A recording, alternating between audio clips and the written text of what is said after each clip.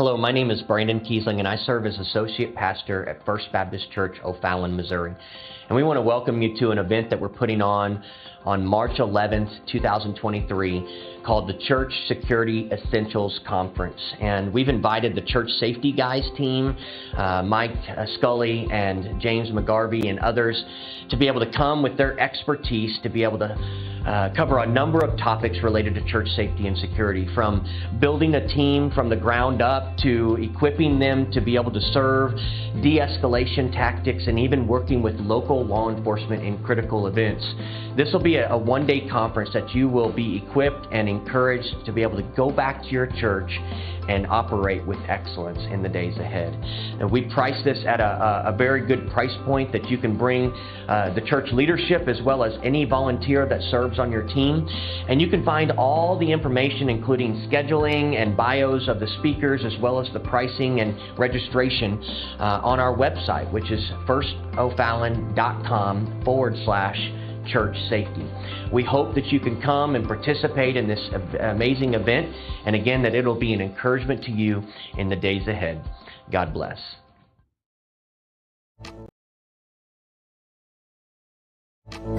This hour of broadcasting brought to you by 𝗃𝗴𝗴𝗲𝗀𝗇𝑟adiocenter.com, a Motorola value-added reseller.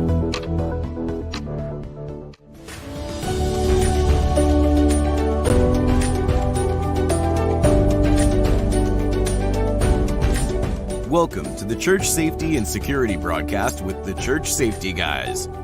Brought to you by Vigilant Impact. The Church Safety Guys is a nonprofit organization dedicated to equipping the vigilant, those men and women who stand watch, keeping our houses of worship and places of faith safe. We believe church safety and security must be a ministry first and have engaged, servant leaders who continually strive for excellence and teams of motivated volunteers that are always training. Join us for the next hour as the Church Safety Guys unpack safety, security, leadership, and ministry operations with your hosts, Dr. 𝗵𝗂𝗵𝗂𝗖𝗵𝗂 and Mike Scully. This broadcast is also available on YouTube, your favorite podcast platforms, churchsafetyguys.com, and on the original Church Security app. Download it today. Feel free to like, subscribe, and share with your ministry.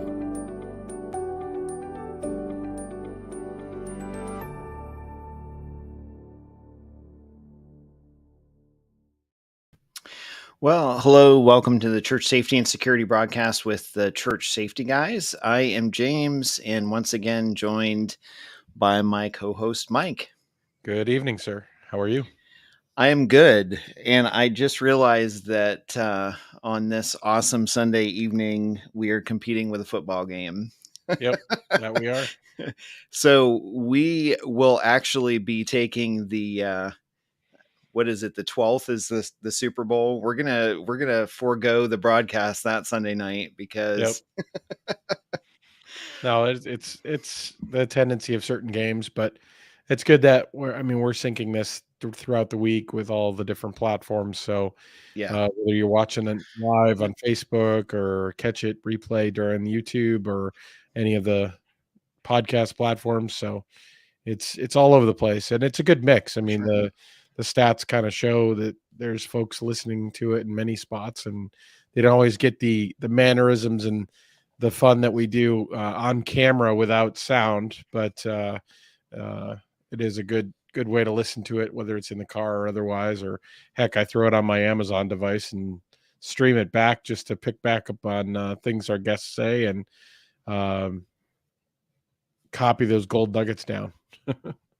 For sure. For sure. So if you, if this is your first time joining us, or you haven't joined us in a while, welcome. We're glad that that you're with us, and you can always reach out to us through our website, which is churchsafetyguys.com, and we're happy to help your church and help you all whenever and however we can. And as always, you can download the Church Security app. That's free to those that are interested, thanks to our sponsors, and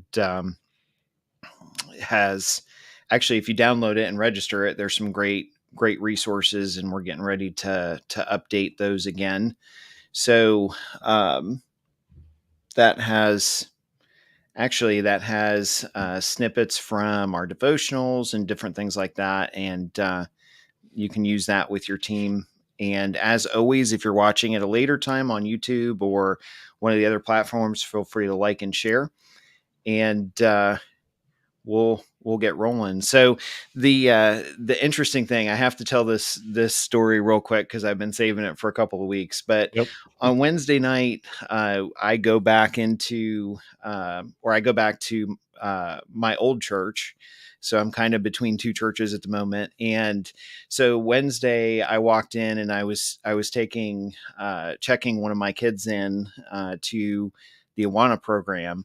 And a lady comes in, and actually I say a lady, but for those of you that are involved with social media, for us, you'll know her because her name's Emily and she helps us out with the Facebook groups and stuff like that. But so she comes in with her kids trying to check them in, and she's like, hey, she sees me and she's like, there's a guy out in the parking lot that is in his car. The car's running. He's not moving. And I'm like, okay. And she's like, I tried tapping on the window and he wasn't responsive. And so I'm like, okay, well, and I don't have a radio on me, literally just walked in the church building. So there was a extra kids radio. So I grabbed the kids radio and find out that the new safety director is on there. So I call him and I said, hey, I'm running out. We just got this call. I'm going to check the parking lot. And he's like, okay, I'll back you up, and I'm on my way. So I get out there and I see the car. I walk up to the car. I tap on the window, and it turns out one of the guys from my small group. And so he dropped his wife and his kids off and was actually taking a nap in the car. And he's like, I wasn't feeling really good. My stomach was really bothering me. So I figured I would kind of hide out here in the car. And I'm like, dude, I am so sorry that hey, you know what? I woke you up. I said, somebody came in the church and was really concerned. And he's like, well, I guess that's a good thing.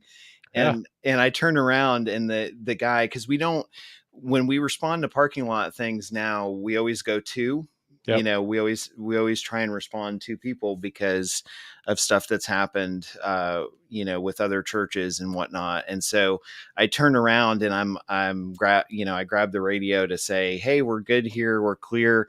And the other safety director comes running up out of breath, and he's like, you could have called me before I ran across the church. And I'm like, it happens. But I'm like, we're good here. We're good. It was just so funny. Like the way Emily came in, and she matter of factly, like she was looking around and she's like, then she sees that I'm standing there and she's like, hey, there's a guy unresponsive. And I'm like, well, what do it's like everything clicks. I'm like, what are you doing? Why didn't you call?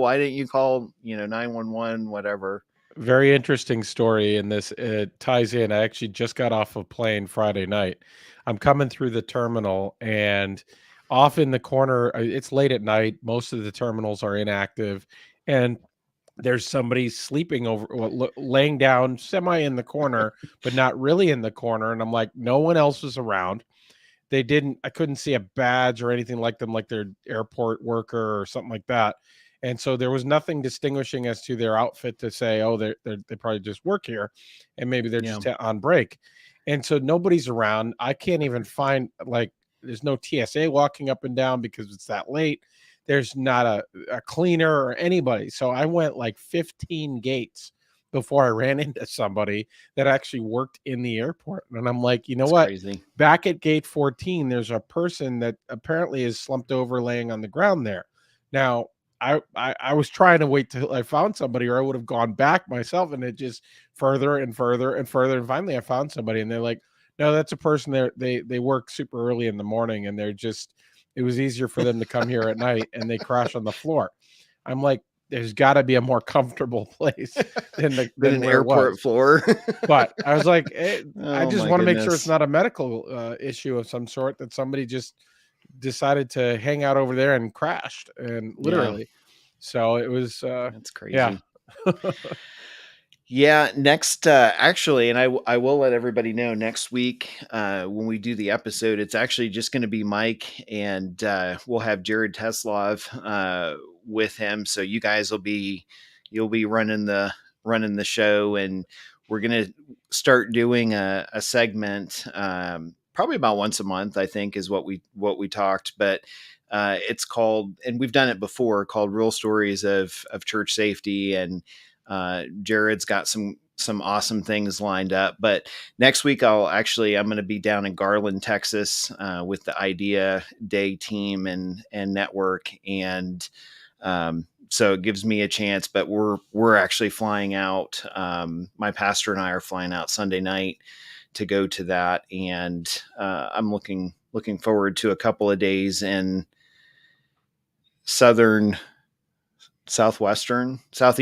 Texas. Not quite. You'll be in northeastern. Okay. Well, North central Texas. My geography is off. All I know is it's warmer. Yep. And as I was getting into my car today to drive to church, I slipped on the snow in front of my SUV. Yeah, that's and went down hard. That's not good. And my family was concerned enough that, my wife and one of my kids like jumped out of the car, and they're like, "Dad, are you alive? Are you okay?" Well, if the safety guy is injured, who's going to respond? I don't know, but I got up and I was like trying to like dust all the snow off me and not be late for church. And I'm like, okay. Oh, it was in the low 50s down here in Texas today, but even though you'll be in the same state, you're still about 4 hours away. So, it's it's a big state. Oh my goodness. All right. Well, we'll move on. But so our topic for this broadcast is women in church safety, and I came across a gal not too long ago, and noticed her blog, and she reached out to us, and I wanted to have her come on the broadcast. So I will bring Lori Corini on here. So Lori, again, thank you for joining us today. It's great to have you on. Thank you so much. I appreciate you having me.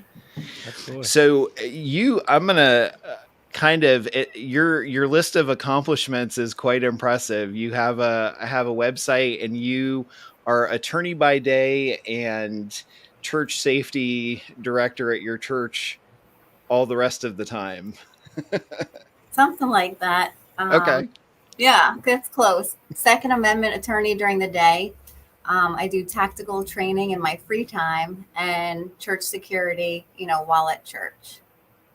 Awesome. And also in the background, like drafting policies and stuff like that. Awesome. Right. Well, and you have a blog with, is it Deliverance Defense? It is. Okay.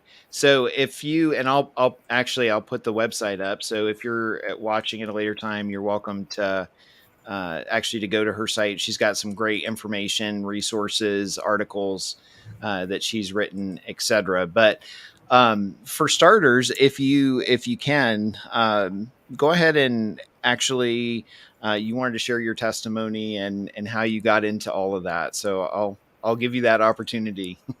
Okay. Yes, I love, an opportunity to share testimony is always a good thing. So I had started my journey with firearm training. That's where it began. And I would train my heart out, like leave the law office to go to the range multiple days a week. I took owning a firearm extremely seriously. And wanted to learn everything I could about it and be as proficient as I could, understand malfunctions, and just became a Glock armorer, like you name it. I went all in. And then I would go to church on the weekend and, being hands up, worshiping the Lord. And I'm like, I got to a point where I literally scratched my head, and I'm like, does this jive? Does tactical training and firearms jive with kind of turning the other cheek? And it was a little struggle that I ran into. And I said to, my instructor at the range, like, I need a moment to kind of figure this out. And I ended up turning to the Word of God, because I said, well, if I ask, someone, but they're wrong, I don't want to be up the creek without a paddle. So Sure. So I ended up looking to the Word of God to try to find out directly from the Lord what He thinks about this. And I wrote down all the verses that I thought applied. And I felt like I'm good to go. I believe, military are good to go. Police are good to go. That good needs to protect good people from evil. And so I had, the green light to continue my training. No exaggeration, that Sunday, I'm sitting in church by myself, and a man that I'd never seen before gets up and puts on the projector verses of how we have this duty to protect others. And the verses that I had wrote down that week, saying he needed volunteers for church security. And I literally couldn't believe it, because I don't, I'm a petite female. I wouldn't think of myself as security. I think of kind of more of like a bouncer, a male bouncer, to be honest with you. Sure. But I felt like the Lord had chosen me. And so I spoke to the director at that time, and I said, I think you're talking to me. And he's like, I am talking to you. And I joined the team. Shortly thereafter, was promoted to captain. And then when the director stepped down, he asked me to take over, and I had Esther 4:14 in my mind, that you were created for such a time as this, and the rest is history. Wow, awesome! That's pretty inspiring, I think. And it's interesting how, and Mike and I have talked to. I mean, we talk to churches all the time, but it's interesting to me how easily that's overlooked, the idea that we have an obligation and responsibility to protect those around us. And one of the things a lot of times I like to refer to is the story of the Good Samaritan that Jesus told, where he goes through, and of course, knowing the climate of the time, the man that stopped to help the guy that was beat up. I mean, that was a cultural no-no. Like, he wasn't supposed to do that, but he did that because he knew that he needed to help that person. And so I think about that a lot of times, and I think, sometimes as a church, we get caught up so much in looking at how to do things that we forget why we should do them and how to be more effective in the community. So I appreciate you. Excuse me. I appreciate you sharing that. Thank you. And Mike, were you going to say something? Well, I think it's interesting from a standpoint that of that time with the Good Samaritan, it was the division of culture. And if we look in our world today, in our lifetime, there hasn't been a point where it's been any more divided than it is now. It seems like it's progressively getting worse over time. And so we sometimes can get caught up in the wrong things. And it's even easy on a Sunday morning, whether it's a distraction or whether it's a deeper level pulling us apart towards the wrong things. We were talking off air before the show here, really the idea of the struggles. Sometimes different denominations go against each other when they have a common goal, and yet they're arguing about sometimes the wrong things that don't matter as much. Or even churches, and I've talked with folks that are like, they're being asked to enforce things like dress code and other things in church. And I'm like, come as you are. It's like, God didn't say you have to wear your Sunday best. And that's inflicted at that local church level. I said, so there's certain things that as leaders, we push back on to leadership in that sense, to kind of say, hey, these are not things we should be enforcing. That's not the duty and role of a safety and security team. And so there's those things that are popping in and out. And so the idea of the Samaritan kind of, it struck me in a different way. I think in the conflicts of culture, the conflicts of the individual church, and even the conflicts we have as leaders, sometimes trying to have to push back on things that just aren't right for our ministry. For sure. I think, and I think COVID has brought that out as well. And has, I think that kind of ties in a little bit with some of the mental health stuff that we've talked about before, Yep. where, even my church has in the past has joked around about saying like, hey, for the mask mandate, you guys, you're the safety team, you can police this. And I'm like, Yep. Nope. no, we're not going to do that. 1, 2, 3, not it. Yeah. For sure. I want to go back because I'm curious, Lori, you said you jumped in with all of the firearm training, and I'm curious if it was just of interest to you, like a hobby, or if something like an event happened that kind of motivated you to learn more and to protect yourself with firearms and kind of pick up that. Okay. So when I was in law school, my boyfriend was a police officer, and all of his friends were military and police, and I felt very safe. However, I realized that even if I was with a police officer, there were still so many times that I was alone, whether it be going to school, the grocery store, with my girlfriends, whatever it may be. I could not depend on someone else to be with me 24/7 to keep me safe. And when I moved home from law school, I decided to take it upon myself to be able to protect myself.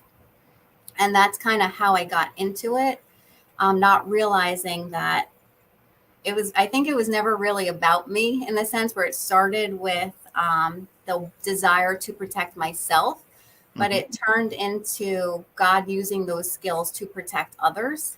Sure. And his kingdom. So that's how that happened. We can't relate to that last piece at all. Yeah, I don't know. I don't know how to follow that. Thanks, Mike. Well, I mean, hey, when you think about it, at the end of the day, I was the first person in my entire family history to carry a firearm, other than perhaps during wartime. And so, other than veterans in the family, no one did. No officers in my family, etc. And so it was a big change for that Sure. same sort of thing. The idea of taking that own personal responsibility of saying, you know what, okay, yes, there's things where, okay, I can handle myself somewhat in a situation. However, I'm like, a firearm is that equalizer. And the more and more I found that, hey, there's that need. So it was more that interest to get started. And it was definitely that mental quandary in the beginning of the idea of carrying a firearm and being the first in the family. And now more in my family do. So I kind of paved that road, if you will, and others kind of opened the door for them. So it is kind of a mental journey. We all, anybody in that position goes on, but the idea to take it that step further, I think there's a lot that take self-protection seriously, but I think of those folks that take self-protection, not everybody takes it, I think, to the level that you have, Lori, in the sense that you're looking at being a protector in two senses of the word, is that you're protecting not only from a rights perspective, but also at a church level. And it's interesting. I'll tell a quick story, because that's similar to why I started carrying myself. I was a lifetime NRA donor before I ever shot a gun, because it was really about the right to carry first. And it actually came about because I believed that our right to worship freely was protected by our right to carry freely. And so that drove that motivation early on, and never anticipated going into church security, never anticipated helping others purchase firearms and identify what they could do, and kind of advocating for it, if you will. But it just became something that kind of grew. And so that's still there today, that I believe that my job as a protector in the church is not merely to make people feel safe, but the idea that I'm protecting the entire concept of the ability to have church, because we're gatekeepers. We're trying to keep those forces, those influences, those decisions from outside that could try to break that safe space, break that environment, try to disrupt a church service, try to prevent a church from even opening, for that matter. For sure. I think, and I'm not sure if I've shared this story before, but very similar, very similar to you, Mike. I grew up around firearms hunting in New England, and the truth is, I mean, I never really thought about it. Like, my grandfather was into firearms. He was a police officer, and he collected guns. And my dad had them when my grandfather passed away. So it wasn't like I wasn't scared. I mean, growing up, my dad always worked second and third shift as an engineer or machinist. And so now, like, he would go and my brother and I would be at home with our mom. And I remember, like, my dad always saying, hey, if while I'm gone at work, you guys are the men at the house, you get to take care of your mom if something ever happens. And I kind of chuckle about it now, but I mean, that instilled, confidence in me growing up, but also, trust. And my dad's like, hey, I always have a loaded 38 here above my nightstand if something happens. And so I just kind of grew up used to it. But I would say probably about 12 or 13 years ago, I worked third shift myself. And so I would get home early in the morning, when my work was done, my job was done. And I had actually heard there was a gentleman, I didn't know them, and then him in the next town over, that was coming home as well from third shift. And he walked into his house being burglarized. And so the guy the guys that broke into his house actually shot him and left him. So he walked in on the burglary in process, and this was like the next town over. And so when that was in the news, that kind of prompted me to say, look, that could have been me. Like, they could have been trying to break into my house, and, I could be walking into that, so how am I going to protect myself? What do I do? How do I protect my family? How are they going to do that? And I think for me too, I mean, it was a journey. Like, is this really, and we get that, or I get that question a lot too, is it really a biblical thing for self-defense and to protect yourself? Because people want to make sure they're doing the right thing. But at the same time, it's like, you know what? God has given me the responsibility of taking care of my family and entrusted them to me and blessed me with kids. And that's my responsibility. And so I, take that serious, and I want to be the most proficient. Am I the best? No, absolutely not. But, that's part of where we get the always training,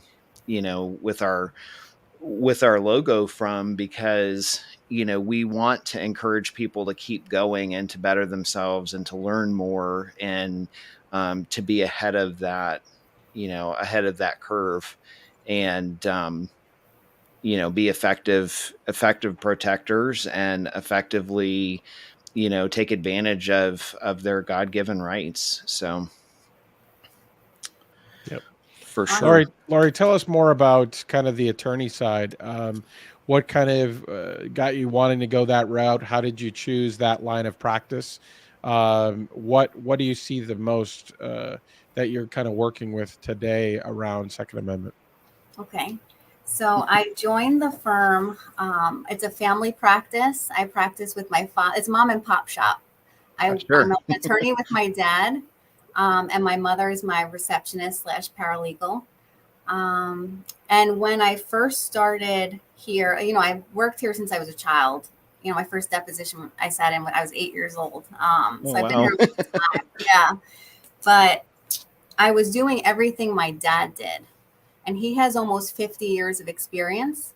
And I would just kind of learn as much as I could from him and do everything he did.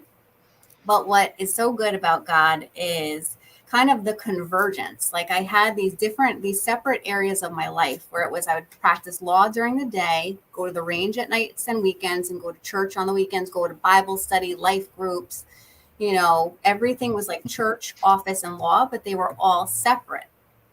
And then when church and training merged, that was awesome, but law was still separate.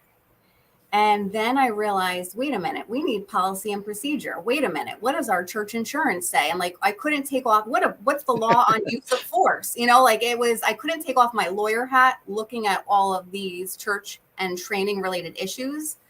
And that's when the law converged. And now I'm in this niche that's like, you know, custom to me. And I get to kind of, you know, I feel like there's an enemy agenda of disarming the people, and I try to arm the people.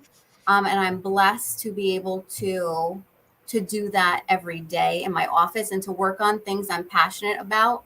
And I just have God has blessed me with so many tools in my shed, because this is something I'm living. I'm not reading about it only. You know, so I've gone through the mental journey. I know the instructors that they can take classes with, and the challenges of holster selection or you know, how knowing the law on use of force and how that's important. Force on force training, how beneficial that is. Like all of this is how to get your security guard license, your pistol license. Like I have all these tools that I can use to not only help the church, but to help civilians and ordinary people. And so I've been blessed to, my passion pulled me to do those things when I wasn't working. And the fact that I get to do that now at work is a blessing. The idea of convergence is pretty amazing. I feel like we strive for that sometimes, and it doesn't always work out well. Certainly, I mean, we have day jobs ourselves that are not necessarily related to this space at all. But yet we do this because, again, the same sort of thing. We're passionate about it. We're called to this. We feel like God's using us in ways that we never saw possible. We're doing things we never thought. I mean, we would have bet against some of the stuff that we do now. Like that's the degree of what God's shown us, different paths forward, whether it's actually being on air like this or writing books and going and speaking in front of large crowds at conferences. It's like all these things. I'm like, but God, that's not me. And he's like, but son, yes, it is. And there's the real difference in that growth and that journey over time. So praise God that you've been able to find that convergence and find that mix across the board so that you can kind of play while you work and work while you play, I guess, in that sense. So that's great. I'm going to segue next, unless you wanted to comment on that, James. No, I'm good. Over to the church side of things as well. So talk to us more. I know certainly James and I have led teams and been in that for a while. I'd love to hear your perspective, vantage point as a woman-run team. And I know you talked a little bit off air about your team makeup essentially, and how you're working with the different folks. So happy to chat a bit about that. Sure. So I became the director of safety and security at my church, and I'm the leader of a team of, right now it's all men. We have had women throughout, you know, I've been doing this for 7 years. We've had women come and go throughout that time. But right now it's all men. And I'm interested to see if my experience is kind of similar to you guys, if it's any different being a woman. The style of leadership that I have come up with was, first, I tried to emulate Moses with empowering other leaders. And then I kind of shifted to servant leadership. It's a combination of both, where there are other leaders. So to be candid with you, if you came to my church, you probably would not know that I am the director of safety and security, because you would see other leaders on Sunday, you know, or at special events. And you would think that they would probably be the leader. So I have empowered others to be the leaders, delegated to them. And then Jesus, you know, servanthood leadership, I pretty much just serve our leaders, and I serve the team. And that was a transition from me being on the team. I was a security guard on the team for several years. And first I was unarmed. So that was interesting, being a petite female, you know, with only my bare hands. That was definitely a unique journey for me. But For Yeah, sure. I think the empowering and emulating Moses certainly, I think, really matters. And funny enough, we actually have a book on servant leadership, okay, specifically the idea that is serving in that capacity is what we're doing. We are servants. We're serving the mission and vision of the church. We're there to put others first. We're there to, yes, keep people safe and lead that team, but a lot of it is putting other things before our needs. that's neat. And then I also kind of have been, one of my teammates called me the mother of the ministry, and I was like, I don't know how I feel about that. But I actually read that Deborah. Let me see. I'll read you exactly what I saw about Deborah. As a mother cares for her children, so Deborah led and nurtured Israel. Mhm. And I feel like that's it's a combination Sure. of Moses, Jesus, and Deborah. And basically I just serve and care for the team and equip them with whatever they need to get the job done, whether it's plans, equipment, training, administrative stuff, scheduling. I literally just serve them. And I believe that if I take care of the team, that they'll take care of the church. 100%. Is it similar to you guys? Is that Yeah, absolutely. I Well, was just going to I'd say, wow. similar.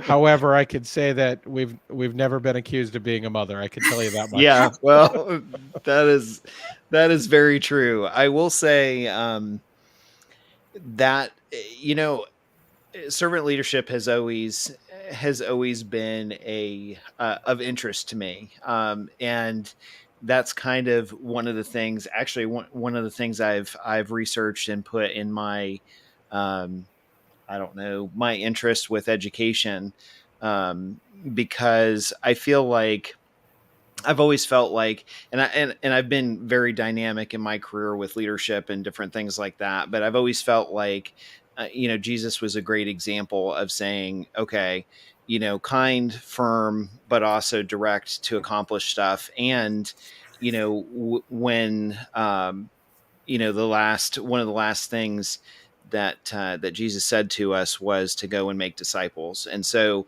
pouring into other people's lives, to me, that's critical. And, Mike and I have talked about that and written books on it and that sort of thing. But the truth is it's hard. How you described it, I think, is probably one of the best ways I've ever heard it described, because it's hard to explain that to people sometimes, where it's like, it's not, again, it's not about, it's about having that ministry first aspect. And, you're supporting the individuals so that they can flourish and they can do the best that they can. And as you support the individuals, you're pouring into them and encouraging them and strengthening them. And so, oftentimes I think that we kind of miss that. And what I found when I was the director at my old church, what I found was that much of my time, probably, I would say, if I could break it into thirds, probably a third of my time was focused on the folks that were volunteering. And I'd like to say that it was the same way. Like, if you walked into the church, you would know that we had people there because of an earpiece or, and stationed at different places, but you wouldn't necessarily know that I was the one in charge. And so, realistically, I think a third of that probably also gets divided up into being like the liaison between the pastors and the church leadership and the ministry. And then the final, portion, I would say, is actually handling situations.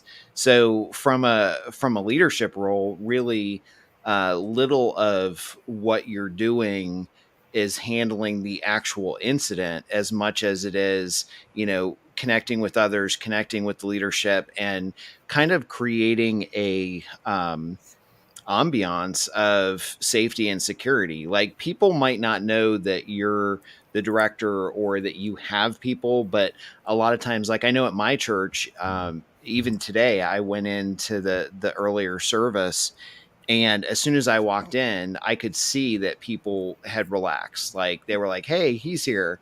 And I haven't been there in a couple of months because I've been focused on our new church. And so that perception and culture in, in the organization of safety and security is and investing in that is important. And I think a lot of times people kind of miss it. But I'll throw it over to Mike because I know you wanted to say some stuff. Yeah, well, I think, and it's well said, Lori. I think I've looked at it as a journey both for myself to kind of evolve how I served, but also through the many stories and folks that I've talked to in churches all over the country. Really, I've seen leaders that they're all command and control, they're chain of command oriented. They've come out of the police or military field and very procedural. And some kind of stay there. They don't rise beyond that. That's where they're stuck in kind of a mode of operation.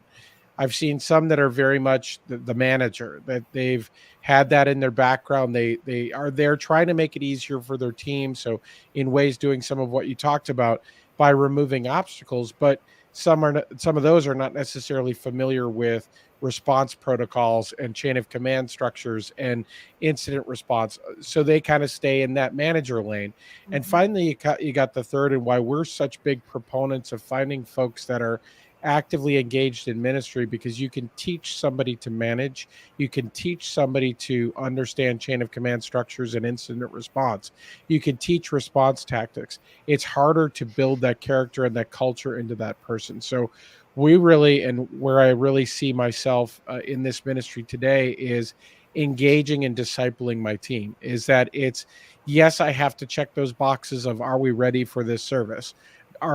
Do we have the right schedule? Do we have the right equipment?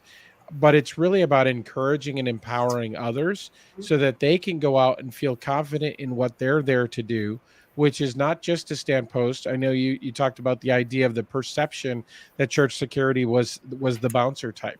And that's a perception we try to fight against, is the idea of, excuse me, you're not there standing post.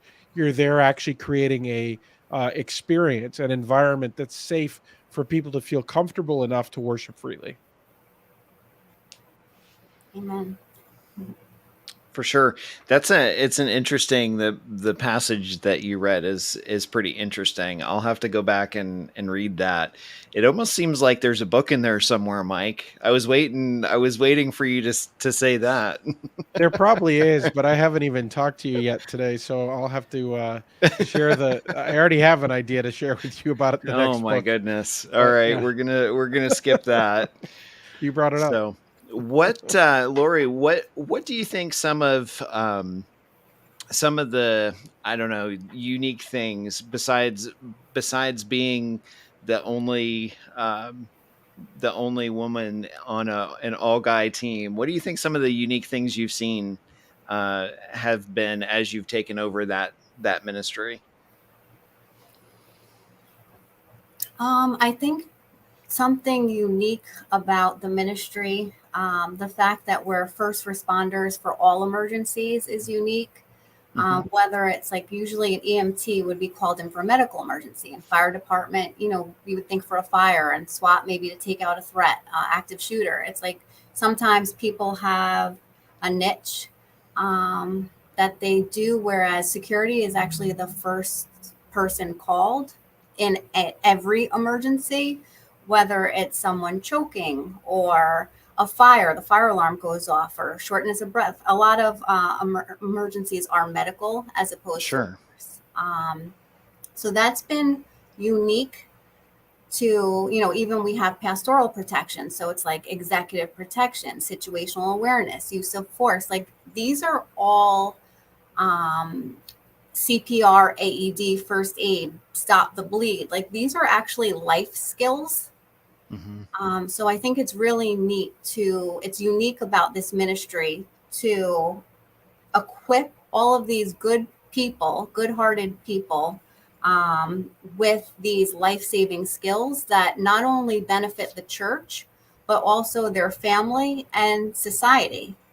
If they're sitting in a restaurant and they know CPR, that's a benefit to everyone in that restaurant. So it's neat. I love that about the ministry. And I find that unique about this ministry, that it's not only serving the church, but equipping each individual with life-saving skills for themselves, self-preservation, and also to protect their loved ones.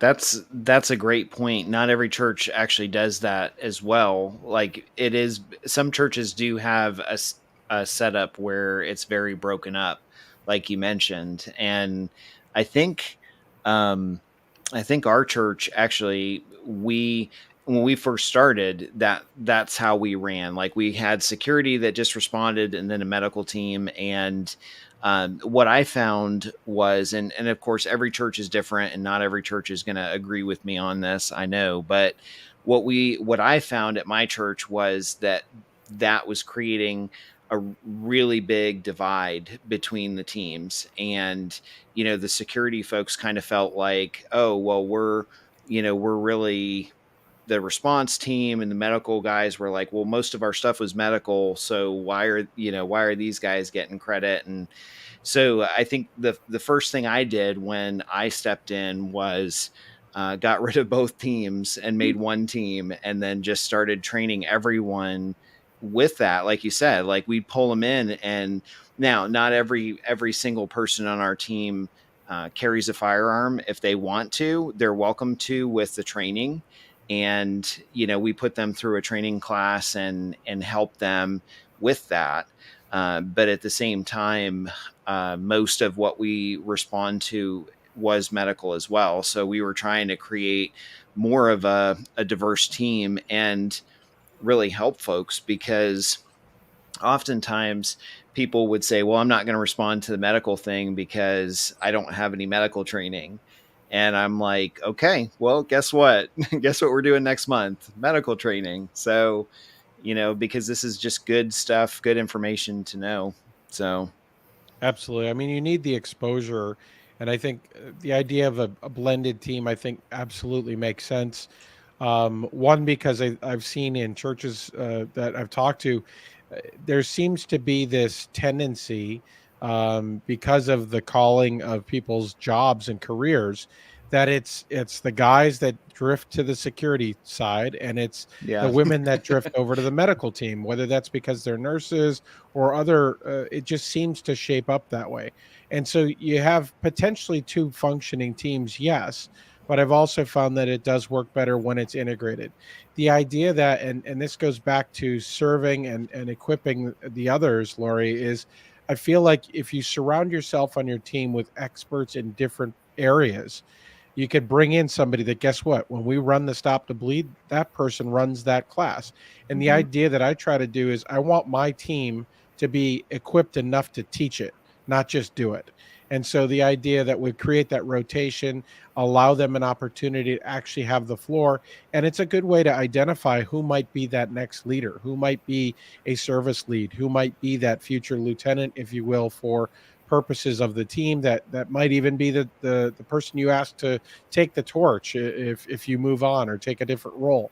So those are all skills that I think are important to equip. But you're right, the uniqueness of the response type skill set, even of just the idea of the turning your brain on, hey, something bad's happening, I'm moving towards that bad thing, regardless of whether it's inert and as something as a medical incident that doesn't directly affect you, or something more severe.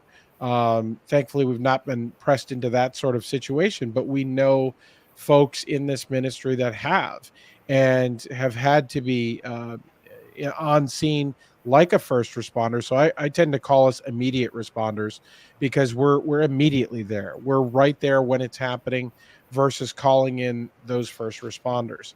And so we work a lot with the team members to not only be ready to respond, but then also to know how to work with those first responders when they show up on scene. And we've talked about that on air a few times.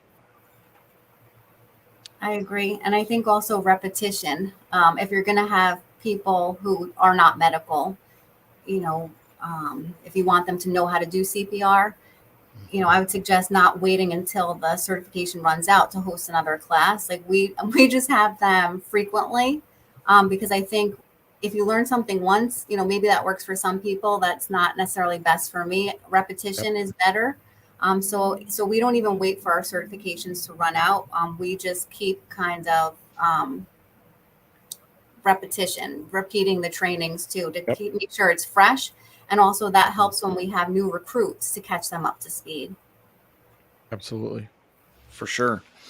Well, we're just about out of time. I did want to add or ask the last question though, Lori. What we're seeing, and I mentioned this earlier off air, but Mike and I are seeing an increase in women serving in this area, and we've seen an interest on social media and from our resource perspective. I think last year we had, I want to say, probably a 5 or 6% increase of interest overall in the topic of folks reaching out to us and saying, or women specifically reaching out to us and saying, hey, I'm part of this ministry. I just found your stuff online and that sort of thing. For a more, I guess, a more male dominated ministry, like Mike said earlier, what would be some encouragement that you would be happy to share with somebody that maybe is going through that and trying to navigate, being the only woman or on a team, or maybe a woman in leadership on that team, if I can speak, if that makes sense. It does. I think just trusting God within you. It takes courage to be on this team. And so I think, decreasing fear and increasing faith would be a word of encouragement. And also the team needs your gifts. So for example, I didn't know my lawyer gifts would help the team, but even drafting policy and procedure and reading insurance protects the teammates, protects the people who are protecting the church. We've had women social workers, women EMT, women doctors, women police officers show interest or serve in the ministry. I think just reach out to the leader of the team, and see if they can use your gifts. If you have a heart to serve, there may be a place for you on the team. I think just don't be fearful and have faith. Awesome. Great. Thank you. And we've had couples serve on our team. We've had women serve on our team, and I'm just reading through some of the comments of folks watching. I think we're definitely going to see more and more. But there are times when I can think of several situations where women have been far more gracious than I was feeling at that moment on my team, to step in and pray with someone, or to say, hey, you know what, let's handle this way. Or, if you have a medical emergency, oftentimes, if it's a medical emergency and it's a woman that's suffering that, sometimes it can be a little bit awkward, for guys to respond and have all these folks respond. And sometimes that can exacerbate, the situation and what's going on and that sort of thing. So I've always been a very firm believer that with safety and security, there's always some area or some niche where people can serve in. And sometimes you have to create those little areas,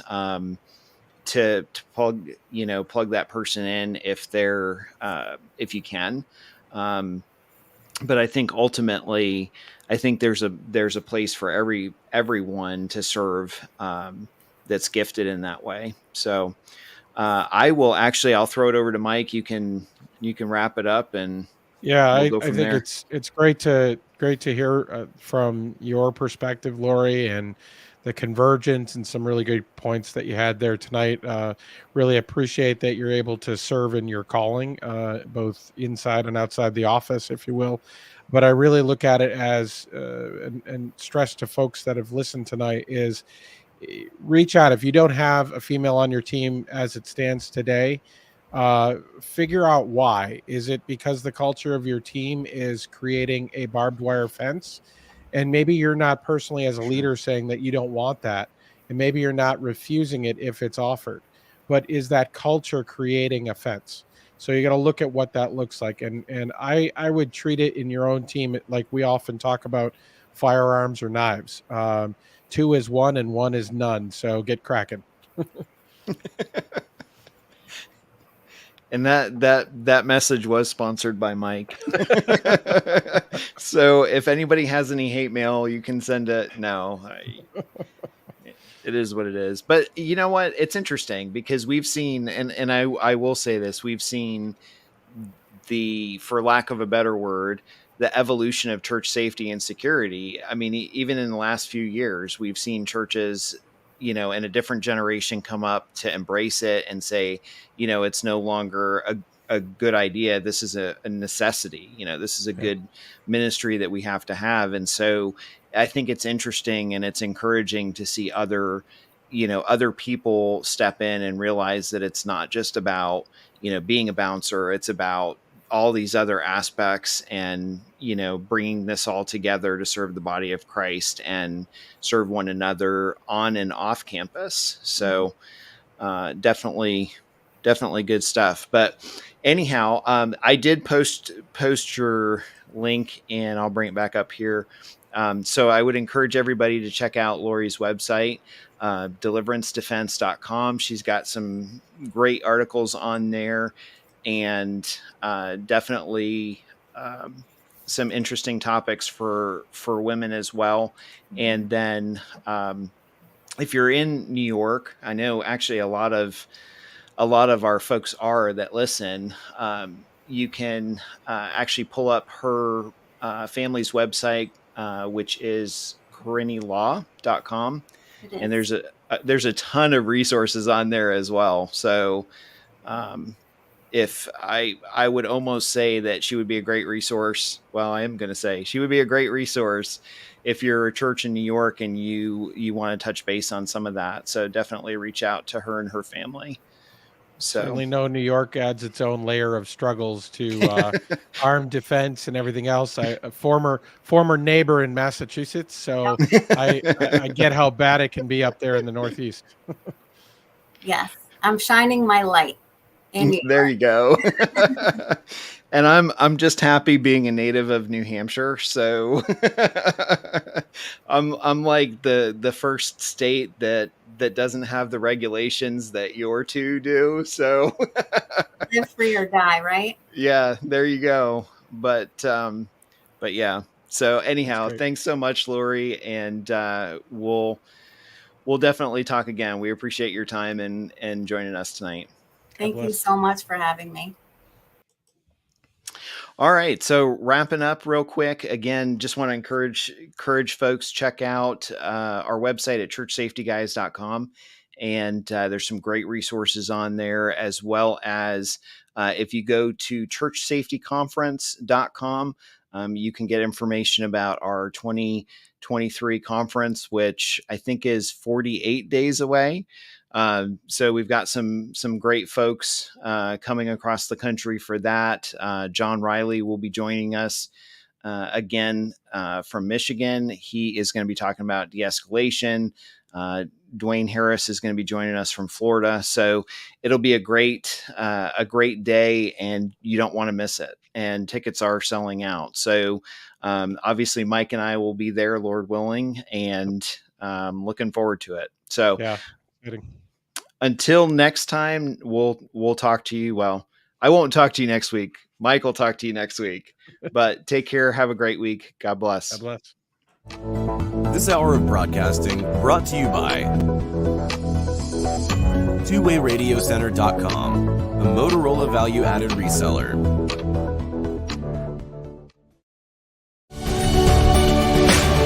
Thank you for joining the Church Safety Guys broadcast, brought to you by Vigilant Impact. We hope that you found it informative, and we appreciate your feedback and interaction. Be sure to share our broadcast with your teams, join the discussion online, and connect with us on social media. For other great ministry resources, download the Church Security app or at our website at 𝗓𝗏safetyguys.com. Remember, keep a servant's heart a mindset of ministry, and 𝗧𝗵𝗲 𝗖𝗵𝘂𝗿𝗄𝗃. Always be training. Have a blessed week.